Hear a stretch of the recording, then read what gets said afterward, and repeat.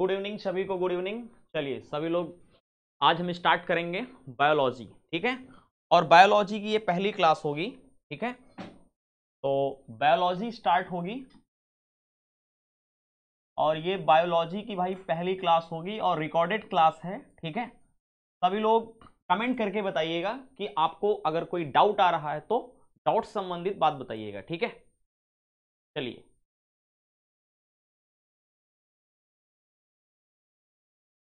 चलिए हमारा पहला चैप्टर होगा साइटोलॉजी, ठीक है। बायोलॉजी का पहला चैप्टर होगा साइटोलॉजी, बड़ा इंपॉर्टेंट चैप्टर है और ये बेसिक चैप्टर होगा, ठीक है। ये बेसिक चैप्टर होगा। कोशिका विज्ञान, जैसा कि आपको बोर्ड पे दिख रहा होगा कोशिका विज्ञान।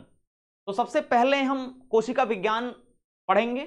अगर आपको कोशिका विज्ञान आ गया तो कोशिका विज्ञान का मतलब बायो का बेसिक आ गया, तो पहले आपको बेसिक क्लियर होना चाहिए बायो का, ठीक है।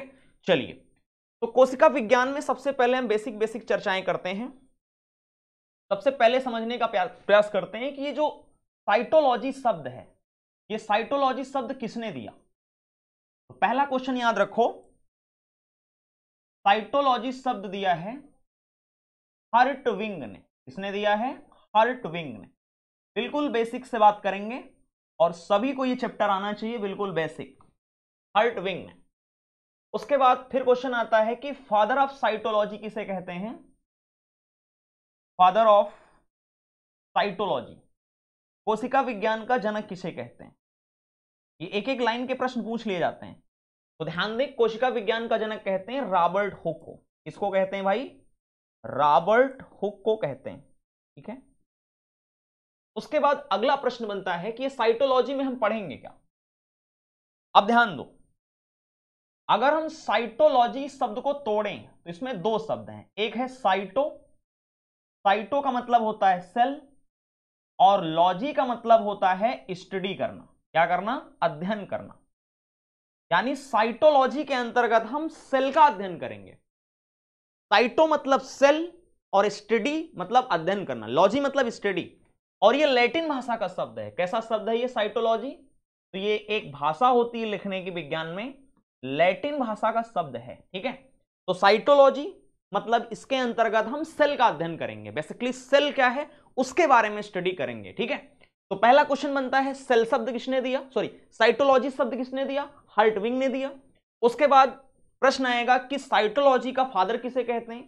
तो फादर ऑफ साइटोलॉजी आपके कौन है? रॉबर्ट हुक हैं, ठीक है। चलिए यहां तक बात हो गई है, आगे बढ़ जाएं। नोट कर लें आप लोग, बिल्कुल बेसिक से पॉइंट है ये।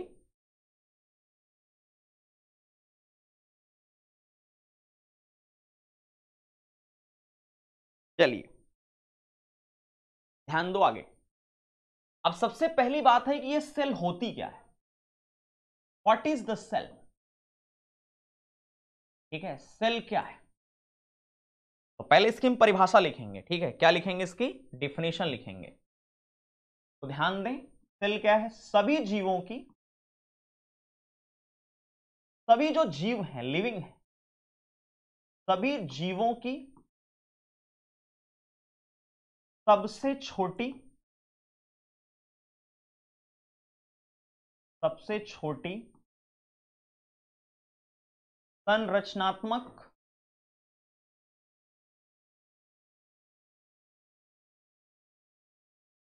संरचनात्मक ठीक है, संरचनात्मक, क्रियात्मक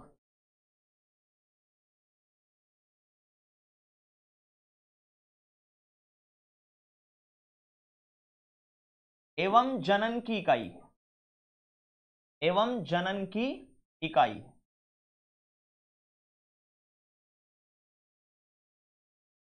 ठीक है।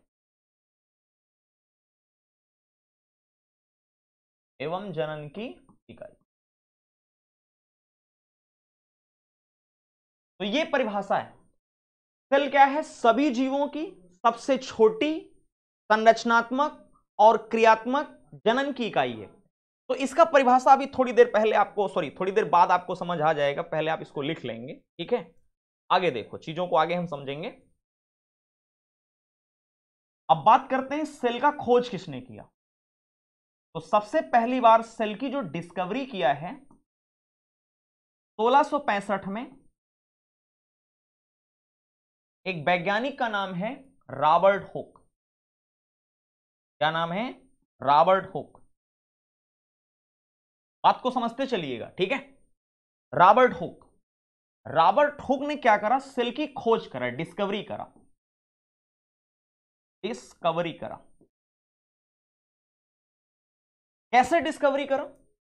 रॉबर्ट हुक ने एक प्लांट लिया, एक पादप लिया, और इस प्लांट की क्या लिया? कॉर्क लिया। कार्क का मतलब क्या होता है? एक पेड़ होता है, पेड़ का सबसे बाहरी आवरण क्या होता है? छाल, जिसको हम लकड़ी के प्रयोग में लेते हैं। तो छाल के अंदर जो लेयर होती है उसको बोलते हैं कार्क। तो उसको कार्क को उठा लिया, मान लो ये कार्क को उठा लिया उसने, और इस कार्क को क्या करा? माइक्रोस्कोप के नीचे रख दिया। मान लो ये माइक्रोस्कोप है, सूक्ष्मदर्शी, ध्यान दो। इसने क्या करा? रॉबर्ट हुक ने क्या करा? पेड़ की छाल ले लिया, छाल के बाद जो अंदर होता है लेयर्स, कार्क बोलते हैं, यानी एक तरह से प्लांट का टिश्यू ले लिया, और उसके बाद उसको माइक्रोस्कोप के नीचे रख दिया। और जब माइक्रोस्कोप के नीचे रख दिया तो उसने अपने सूक्ष्मदर्शी से क्या देखा? अपने माइक्रोस्कोप से क्या देखा कि भाई जो इसका स्ट्रक्चर दिखाई देता है ना, इसका स्ट्रक्चर कुछ इस तरह से दिखाई देता है, ठीक है। इसका स्ट्रक्चर कुछ इस तरह से दिखाई देता है, ऐसे। थोड़ा आप लॉजिक लगाओ, ऐसे दिखाई देता है। और ये जो छोटे छोटे पार्ट दिखाई देते हैं इनका नाम हो गया सेल। क्या नाम हो गया? सेल। कहने का मतलब उस कॉर्क को जब माइक्रोस्कोप से देखा तो उसने क्या ऑब्जर्व किया? उसने ऑब्जर्व किया यार कि इसमें माइक्रोस्कोप के से देखने पर हमें यह प्रतीत हो रहा है कि इसका जो स्ट्रक्चर दिखाई दे रहा है बिल्कुल वैसा ही दिखाई दे रहा है जैसे कि मधुमक्खी का मुझे छत्ता दिखाई देता है, और मधुमक्खी के छत्ते में जैसे बरैया ममाखी लिपटी रहती वैसा ही दिखाई देता है। और वो जो मधुमक्खी होती है बिल्कुल एक सेल का काम कर रही है। तो जो सबसे छोटा पार्ट दिखाई दिया उस प्लांट टिश्यू के अंदर, उसी का नाम दे दिया उसने सेल। और इन सेलों के अंदर फिर बहुत सारा मटेरियल भरा था, वो हम बाद में पढ़ेंगे। तो जो सबसे छोटी यूनिट आ गई उसी का नाम क्या दिया? सेल। लेकिन ये सेल कैसे है बताओ? ये सेल तो डेड है ना, क्योंकि प्लांट तो डेड में आएगा ना, ये डेड सेल में हुआ। तो कहने का मतलब रॉबर्ट हुक ने 1665 में डिस्कवरी कर दिया था सेल की, कि भाई अगर प्लांट हम लेते हैं तो प्लांट का अगर हम एक खंड उठाते हैं, एक पार्ट उठाते हैं, तो उस खंड की सबसे जो बेसिक यूनिट हो सकती है वो सबसे छोटा एक भाग हो सकता है, और उस छोटे भाग के अंदर भी कुछ चीजें भरी हैं, जैसे माइटोकॉन्ड्रिया मिलेगी आपको, उसके अंदर लाइसोसोम माइटोकॉन्ड्रिया मिलेगी, लाइसोसोम मिलेगा, राइबोसोम मिलेगा। तो बहुत सारी चीजें उसके अंदर भी हैं। लेकिन जो सबसे बेसिक यूनिट प्राप्त हो रही है किसी भी जीव के अंदर वो क्या है? सेल। वैसे उसका नाम पहले सेला दिया था, सेला से बन गया सेल, ठीक है। तो ये कहानी है सेल की। क्या आपको यहां तक क्लियर हुआ? चलिए आगे बढ़ जाते हैं।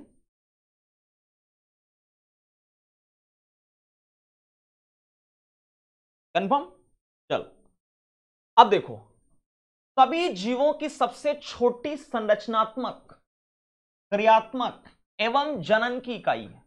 कहने का मतलब दुनिया में हर चीज बनी है, और अगर हर चीज बनी है तो वो छोटे छोटे कणों से मिलकर बनी है, कभी ना कभी वो छोटी जरूर रही होगी। तो वो जो सबसे छोटा पार्ट होता है वो सेल होता है। जैसे मार्कर है, ये जिससे भी बना होगा उसका एक छोटा पार्टिकल जरूर होगा, तो उसी को बोलते हैं हम सेल। क्या बोलते हैं? सेल। कंफर्म हुआ? चलिए आगे बढ़ जाते हैं। अब ध्यान दो, सेल की खोज तो कर दिया इन्होंने भाई साहब ने, लेकिन ये जो सेल थी कैसी सेल थी बताओ? ये सेल थी डेड सेल। तो डेड सेल की खोज किसने कर दिया? आपके रॉबर्ट हुक ने कर दिया। उसके बाद क्या होता है? उसके बाद एक दूसरे साइंटिस्ट आ जाते हैं 1676 के आसपास। 1676 के आसपास एक दूसरे साइंटिस्ट आ जाते हैं जिनका नाम है Antony von Leeuwenhoek. Antony von Leeuwenhoek. देखो सेल की परिभाषा क्या है? सबसे छोटी संरचनात्मक। संरचनात्मक क्यों? क्योंकि हमारे शरीर की संरचना यही तो प्रदान कर रही है। जैसे मेरा कान, तो कान की सबसे छोटी इकाई क्या है? सेल। और सेल मिलकर ही तो इसकी संरचना प्रदान कर रही है, और वही सेल ही तो काम कर रही है। सेल ही तो कान के अंदर क्या काम कर रही है? सेल। और ये जनन की इकाई है। जनन की इकाई का मतलब जब कोई सेल मरने वाली होती है तो अपने ही समान कई सेलों को जन्म देके मरती है। हमारे शरीर में बहुत सारी सेलें हैं, लाखों करोड़ों सेल्स हैं। डेली पता नहीं कितनी सेलें मर रही हैं और कितनी नई सेलें बन रही हैं। तो जब एक पुरानी सेल हो जाती है तो वो मर जाती है और नई सेलों का निर्माण करती है हमारे शरीर में। इसीलिए तो हमारे शरीर में सेलें मर रही हैं, बन रही, हमें पता नहीं चल पाता है। यस, चलिए आगे बढ़ जाते हैं। तो 1676 की बात है, एक वैज्ञानिक आते हैं, उनका नाम है लीवेनहॉक। लीवेनहॉक क्या करते हैं? अपने गार्डन में होते हैं, अपने गार्डन में होते हैं, बगीचे में होते हैं, और गार्डन में कुछ प्लांट को, कुछ पौधों को ये पानी दे रहे होते हैं। और जब कुछ पौधों को पानी दे रहे होते हैं तो इनके हाथों में मिट्टी लग जाती है। फिर ये आते हैं, उस मिट्टी को लेते हैं और मिट्टी को लैब में रख देते हैं। तो जब ये मिट्टी को लेते हैं, लैब में प्रैक्टिकल करते हैं, लैब में रख देते हैं मिट्टी को, तो ये क्या देखते हैं? इस मिट्टी के अंदर कुछ ऐसे लोग हैं, कुछ ऐसे लोग उस मिट्टी में मिले जो घूम रहे हैं, मोप कर रहे हैं। क्या कर रहे हैं? मोप कर रहे हैं। फिर एक नई बात आ गई, पानी, पौधों में पानी दे रहे थे पौधों को, उसके बाद जो मिट्टी पौधों के पास थी उसको उठा ले, उसको अपना लैब में रख दिए। और लैब में रखने से क्या मिला उनको? उन्होंने इस मिट्टी में देखा कि यार कुछ ऐसे बहुत छोटे छोटे माइक्रो ऑर्गेनिज्म हैं, छोटे छोटे जीव हैं जिनमें जीवन है, जो जीवित हैं, मोप कर रहे हैं। और असल में वो क्या था? ये बैक्टीरिया था। क्या था? बैक्टीरिया था। बैक्टीरिया था। क्या था ये? बैक्टीरिया। तो इन्होंने यहां पर जीवित बैक्टीरिया के अंदर सेल की डिस्कवरी कर दी। कहा कि यार ये जो जीवित चीज है ना, इसमें भी एक छोटी सबसे यूनिट है। इस बैक्टीरिया जो जीवित चीज है, जीवित चीज में भी सबसे एक छोटी यूनिट होती है जो बिल्कुल वैसे ही काम कर रही है जैसा कि प्लांट में कॉर्क में काम कर रहा था, बिल्कुल वैसा ही काम कर रहा है। इस वजह से ये जो सेल की खोज हुई है, ये कैसी सेल है बताओ? जीवित सेल है। तो बताओ, जीवित कोशिका की खोज किसने किया है? जीवित कोशिका यानी जीवित सेल की खोज किया है आपके लीवेनहॉक ने किया है। कब किया है? लगभग 1676। सन इंपॉर्टेंट नहीं है क्योंकि सन इधर उधर हो जाते हैं। कंफर्म? अगर क्वेश्चन है सेल की खोज तो रॉबर्ट हुक, डेड सेल की खोज रॉबर्ट हुक, और अगर आ जाए बताओ जीवित सेल की खोज तो आपका एंटोनी वॉन लीवेनहॉक होगा। कंफर्म? पढ़ जाए आगे। तो ये बेसिक फैक्ट हैं आज के, इनको आपको ऐसे ही याद रखना है। चलें आगे बढ़ जाएं। चलिए, अब कुछ इंपॉर्टेंट बातें हैं जो एग्जाम में बहुत इंपॉर्टेंट है। ठीक है, चलो उनको नोट कर लेते हैं, हम आगे बढ़ जाएं।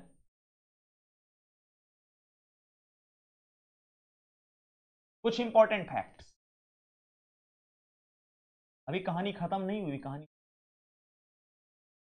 देखो। अगर हम बात करें दुनिया में जितने भी जीव हैं, संसार में जितने भी सारे जीव हैं, हम लोग भी जीव के अंतर्गत आते हैं, उसमें सबसे छोटी कोशिका किसकी हो? सबसे छोटी सेल। फिर प्रश्न आएगा सबसे बड़ी सेल, सबसे बड़ी सेल। ठीक, पहला प्रश्न, लार्जेस्ट सेल, स्मॉलेस्ट सेल। तो सबसे छोटी कोशिका किसकी होती है? एक बैक्टीरिया की होती, जीवाणु की होती। और भाई साहब उस जीवाणु का नाम क्या है? माइकोप्लाज्मा। क्या नाम है?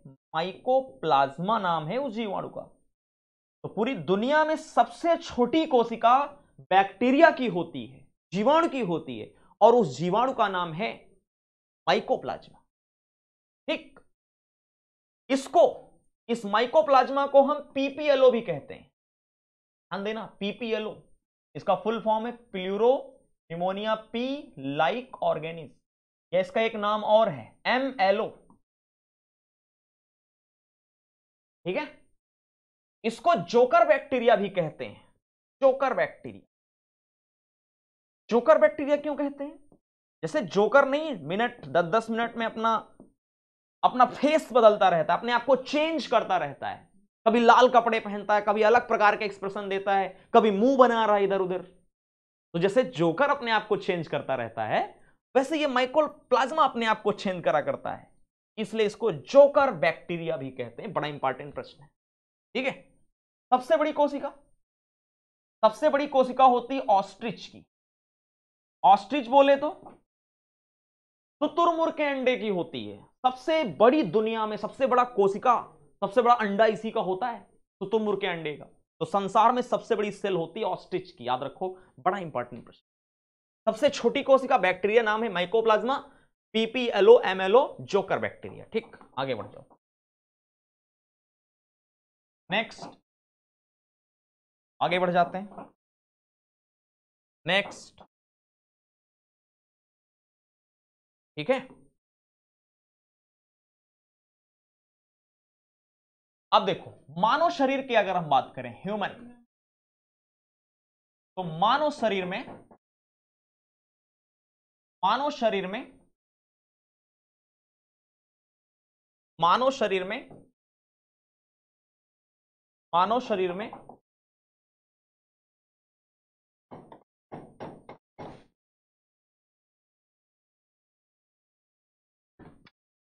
मानव शरीर में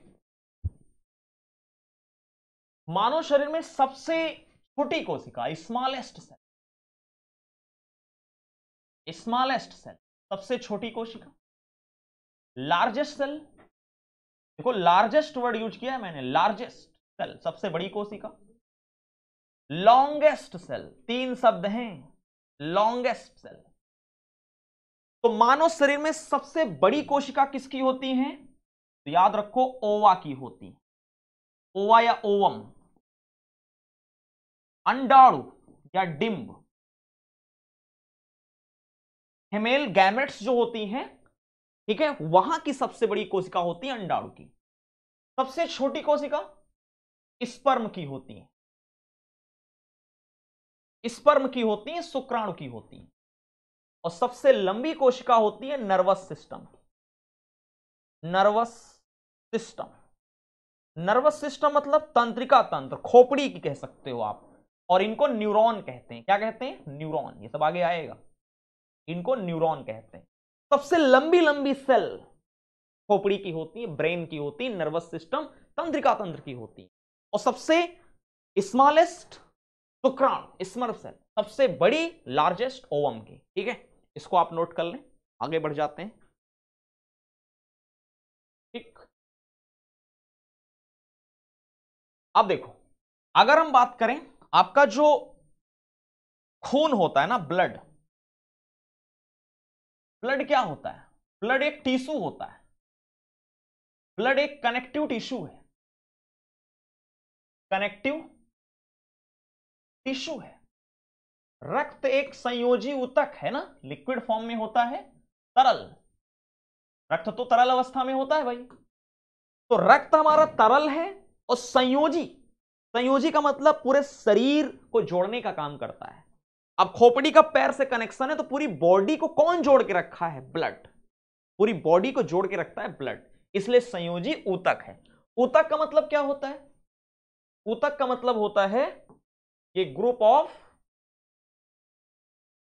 संयोजी टिश्यू। टिश्यू का मतलब ऊतक, ऊतक का मतलब ग्रुप ऑफ सेल। सेलों के समूह को क्या बोलते हैं? ग्रुप ऑफ सेल, ऊतक कहते हैं। अब जैसे हमारे कान की सबसे छोटी, जो सबसे छोटा पार्टिकल्स होगा उसको सेल है, और कई छोटे छोटे पार्टिकल्स मिलके बनते हैं ऊतक। क्या बनते हैं? ऊतक। और कई सारे ऊतक मिलके ये बना ऊतक, मतलब एक लेयर लेयर बनती जाती है, छोटे छोटे पार्टिकल्स, छोटा सबसे पार्टिकल सेल, कई सेल मिले एक लेयर बना दिए कान की, वो हो गई टिश्यू, ऊतक। और कई सारी लेयर बनके कान बन गया, अंग बन गया। तो ये जो ऊतक शब्द दिखता है, ऊतक का मतलब ग्रुप ऑफ सेल, कई सारी सेलों का समूह। तो हमारे ब्लड में, हमारे ब्लड में कौन कौन सी सेल होती है भाई? सेलों का समूह है। एक तो आरबीसी होती है और एक डब्ल्यूबीसी। तो ध्यान देना, हमारे खून में एक आरबीसी होती है, एक डब्ल्यूबीसी होती है। Red blood cells, white blood cells, लाल रुधिर कणिकाएं, श्वेत रुधिर कणिकाएं। तो ये जो आरबीसी होती है ना, ये सबसे छोटी सेल है, ब्लड में प्रेजेंट सबसे छोटी सेल, ब्लड में उपस्थित, क्योंकि ब्लड जो है कोशिकाओं का समूह है, ब्लड में उपस्थित सबसे छोटी कोशिका, सबसे छोटी कोशिका। और ये क्या है, WBC सबसे बड़ी कोशिका है ब्लड में। ध्यान दें, अगर क्वेश्चन है खून में सबसे बड़ी कोशिका, तो खून में सबसे बड़ी WBC हो, लार्जेस्ट सेल इन ब्लड, खून में उपस्थित सबसे बड़ी कोशिका। ठीक है, तो ये दो बड़े महत्वपूर्ण प्रश्न हो गए आपके, नोट करिएगा इसको। नोट हो गया सभी का? चलिए अब आ जाते हैं, एक नई हेडिंग पढ़ते हैं, बिल्कुल बेसिक क्लास है आज की।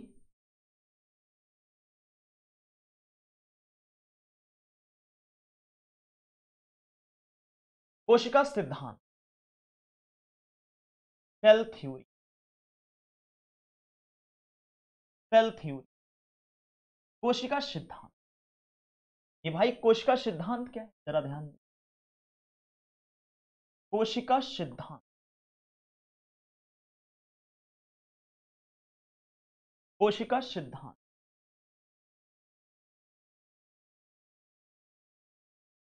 ये कोशिका सिद्धांत क्या है? एक कोशिका सिद्धांत, तो इसको जरा समझिएगा पॉइंट वाइज में। तो सबसे पहले अगर हम देखें तो सेल की खोज हो गई। सेल की खोज 1665, रॉबर्ट हुक। 1676 यहां पर कौन है, रॉबर्ट हुक हैं, और यहां पर हैं एंटोनी वॉन लुवेनहॉक। ठीक, 1665 में सेल के बारे में जो बताते हैं, वो कैसी सेल के बारे में बताते हैं जो खोज होती है? वो तो डेड सेल के बारे में होती है, डेड सेल। और 1676 के बारे में जो होती है वो लिविंग सेल के बारे में खोज होती है। ठीक, ये बातें हम बिल्कुल बेसिक से जान चुके हैं, कोई डाउट नहीं। ठीक,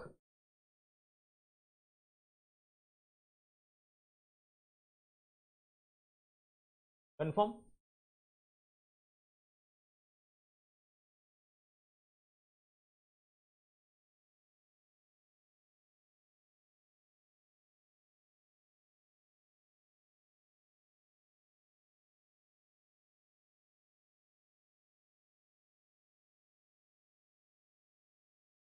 चलिए, अब क्या होता है, सेल की तो खोज हो गई है, लेकिन 1824 के आसपास, 1824 के आसपास एक साइंटिस्ट आते हैं जिनका नाम है ड्यूट्रोचेट। ड्यूट्रोचेट ये क्या करते हैं, इनके दिमाग में कोशिका सिद्धांत का आइडिया आता है। कोशिका सिद्धांत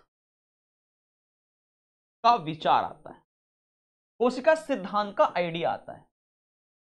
अब कोशिका सिद्धांत के आइडिया में कहते क्या हैं भाई साहब, कहते क्या हैं? ये कहते हैं कि देखो ये जो सेलें हैं ना, ये कई सारी जो सेलें हैं ना, इन सेलों के समूह से ही ये सेलें ही कंबाइंड होकर, ये सेलें ही कंबाइंड होकर ऊतक बनाती हैं।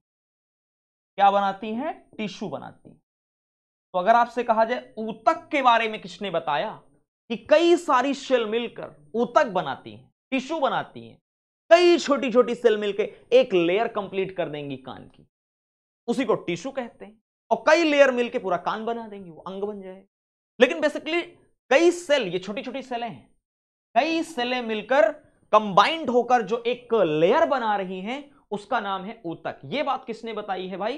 ये बात बताई है ड्यूट्रोचैट ने बताई है। किसने बताई है? ड्यूट्रोचैट ने बताई। ठीक, चलिए आगे बढ़ जाते हैं। उसके बाद मेन लोग आ गए हैं। अब मेन लोग मतलब तो महान साइंटिस्ट आ जाएंगे, तो महान साइंटिस्ट आ जाएंगे तीसरे पॉइंट पर। फिर आते हैं स्लाइडेन, स्लाइडेन एंड स्वान। जैसे आप स्लाइडेन एंड स्वान का नाम सुनना, समझ जाना कोशिका सिद्धांत के मेन प्रतिपादक यही। क्या मैंने वर्ड बोला? स्लाइडेन एंड स्वान ये लगभग आते हैं 1839 में, और मेन यही है कोशिका सिद्धांत के प्रतिपादक, इन्हीं को माना जाता है मेन। मेन है तो ये कुछ मेन बात बताएंगे भी। ट्यूटर चैट आते हैं, बस बता देते हैं कि जो टिश्यू है वो combination of cells is called tissue. लेकिन उसके बाद आते हैं स्लाइडेन और स्वान। स्लाइडेन स्वान क्या कह देते हैं? बड़ी बात कह देते हैं। क्या कह देते हैं? ये कहते हैं देखो, सबसे पहले एक सेल बनती है। यूं समझ लो, जब बच्चा मां के पेट में होता है तो सबसे पहले एक सेल बनती है जिसको जाइगोट कह सकते हैं। फिर ये सेल क्या होती है? डिवाइड होती है। क्या होती है? ये सेल तेजी से डिवाइड होती है, अपने आप को डिवाइड कर लेती है, और डिवाइड करके कई छोटी छोटी सेलों में टूट इस तरह। और ये जो सेलों का समूह बन गया है, इसी सेलों के समूह को नाम दे देते हैं टिश्यू नाम दे देते। क्या नाम दे देते हैं? ऊतक नाम दे देते। क्या नाम दे देते हैं? ऊतक। ठीक, ऊतक नाम। क्या नाम दे देते हैं भाई?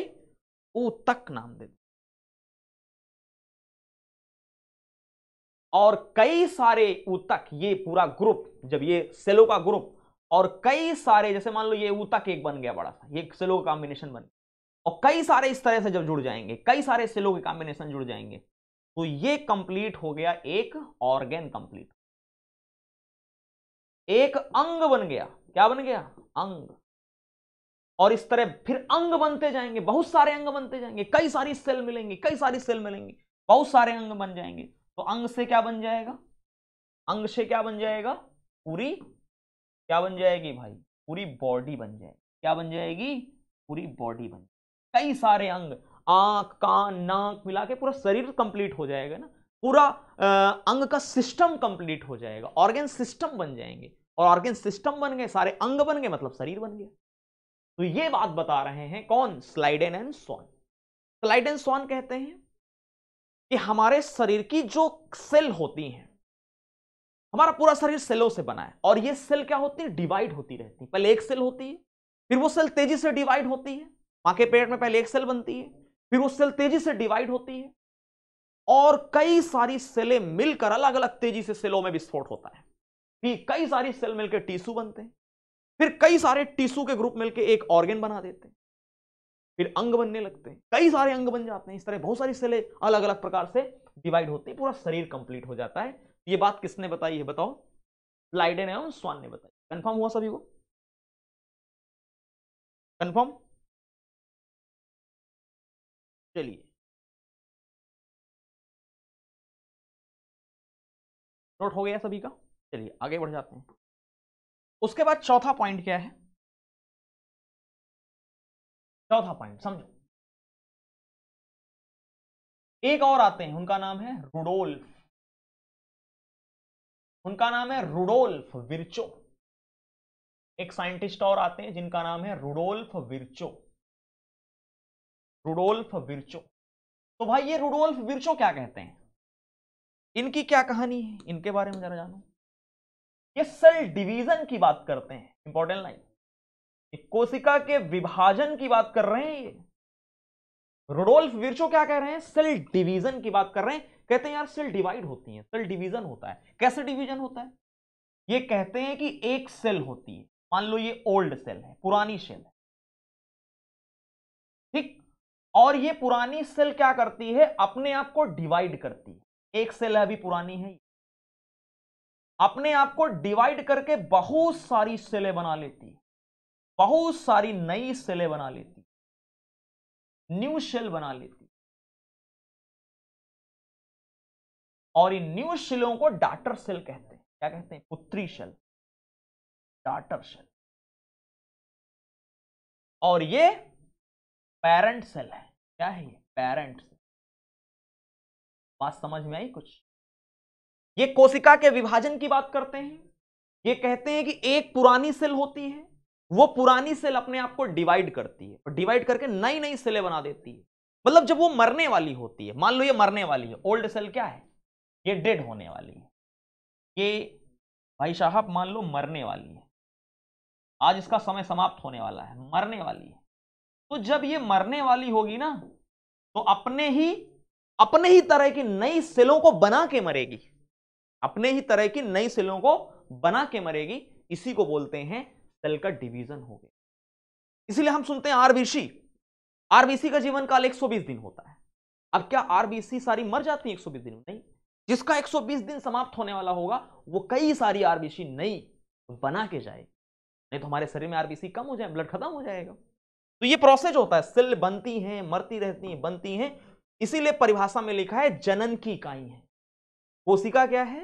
हमारे शरीर की सबसे छोटी संरचनात्मक, क्योंकि यही संरचना देती है। कान की संरचना कौन दे रहा है? सेल। ये नाक की संरचना कौन दे रहा है? इसी प्रकार की सेलें मिलकर इसी प्रकार की संरचना दी है। यही कार्य कर रही है, बेसिकली यही तो कार्य कर रही है। सेल के अंदर माइटोकॉन्ड्रिया है, वही तो ऊर्जा बना रही है हमारे नाक में, हमारे कान में, ब्रेन में। तभी तो ये सब जिंदा है, चल रहे हैं। तो मतलब सेल संरचनात्मक, कार्यात्मक, जनन की इकाई। जनन की इकाई देखो, पैदा कर रही है, रिप्रोडक्शन हो रहा है। एक मर रही है तो कई सारी सेलों को जन्म दे के मर रही है। ठीक, इसके लिए इन्होंने एक शब्द का इस्तेमाल किया था, वो शब्द भी पूछा गया एक बार। वो शब्द क्या है? Omnis, omnis सेलुला। ये शब्द याद रख लो, सेलुला, ई सेलुला। ओमनिस का मतलब होता है ओल्ड, सेलुला मतलब सेल, ई मतलब टू, सेलुला मतलब सेल। इसका मतलब क्या है? पुरानी सेल। पुरानी सेल जब टूटती है, पुरानी सेल जब टूटती है तो नई सेलों का निर्माण करती है। बस इस लाइन का यही मतलब है। ओल्ड सेल जब मरने वाली होती है तो वो कई सारी नई सेलों को जन्म दे के मरती है। बात समझ में आई कि नहीं है? कंफर्म सभी लोग? ठीक, तो ये है रुडोल्फ। तो ये कहानी है सेल का इतिहास, हिस्ट्री। मानव शरीर की सबसे छोटी सेल, मानव शरीर की सबसे बड़ी सेल, लॉन्गेस्ट सेल। ये बेसिक बेसिक क्वेश्चन आते हैं। ठीक है, चलो अब ध्यान दो। ऑर्गेनिज्म, ऑर्गेनिज्म का मतलब होता है जीव। तो दुनिया में जितने सारे जीव हैं ऑर्गेनिज्म है भाई। ये दो प्रकार के हो। कितने प्रकार के जीव होते हैं? जीव दो प्रकार के हो। ऑर्गेनिज्म और टू टाइप। फर्स्ट यूनिसेलुलर, मतलब दुनिया में जितने सारे जीवधारी हैं वो सब दो इन प्रकार में डिवाइड हैं। यूनिसेलुलर, एक कोशिकीय जीव, एक कोशिकीय, और दूसरा होता है मल्टी सेलुलर, मल्टी सेलुलर। एक दो प्रकार के होते हैं। इसको बोलते हैं बहुकोशिकीय। क्या बोलते हैं भाई? बहुकोशिकीय बोलते हैं। सीधा सीधा मतलब है कुछ ऐसे जीवधारी हैं जिनका शरीर एक ही सेल से बना है। उनके शरीर में खाली एक ही प्रकार की सेल है, ओनली एक प्रकार, ओनली वन टाइप की सेल, ओनली वन टाइप। इसी सेल से उनका नाक बना है, इसी सेल से उनका लंग्स बना होगा, इसी सेल से उनका खोपड़ी बना होगा, ब्रेन, सब जगह एक ही प्रकार की। वही सारी सेल हर चीज कर रही है। वही सेल ऑक्सीजन, CO2, O2 का परिवहन कर रही है, डाइजेशन वही सेलें कर रही है, सारा काम वही सेल कर रही है। तो इनको बोलते हैं एक कोशिकीय जीव। जैसे एग्जांपल, सबसे बेस्ट एग्जांपल है बैक्टीरिया। जीवाणु एक कोशिकीय, जीवाणु में एक ही प्रकार की सेल। बैक्टीरिया और साइनोबैक्टीरिया भी होता है। नील हरीश शैवाल जिसको बोलते हैं। साइनोबैक्टीरिया, आगे आएंगे ये सारे नाम। साइनोबैक्टीरिया, बैक्टीरिया मतलब बहुत छोटा सा जीव है बैक्टीरिया। बैक्टीरिया जैसे कहां देखने को मुझे मिलेगा, दांत देखें आप, दांत में जो लग जाता है, पपड़ी टाइप जम जाता है, वहां पर बैक्टीरिया होते हैं। बैक्टीरिया हर जगह है, आप अपने आप देखो, यहां बैक्टीरिया है, बहुत सारे बैक्टीरिया है। अपने हाथ जब आप धोते नहीं तो बहुत सारे बैक्टीरिया लगे रहते हैं, बहुत छोटे जीव होते हैं बैक्टीरिया, ठीक है। चलिए, बहुकोश की।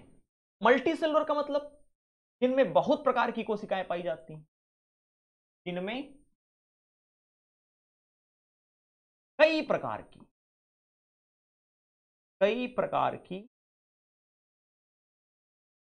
सेल पाई जाती है, ठीक।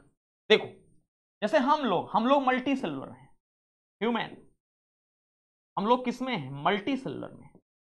हम लोगों का खोपड़ी की कोशिकाएं अलग हैं, कान की कोशिकाएं अलग हैं, लीवर की सेल अलग है, लंग्स की सेल अलग है, हाथ की अलग है, हर जगह की सेल अलग अलग है, और हर जगह की सेल अपना अलग अलग काम कर रही है।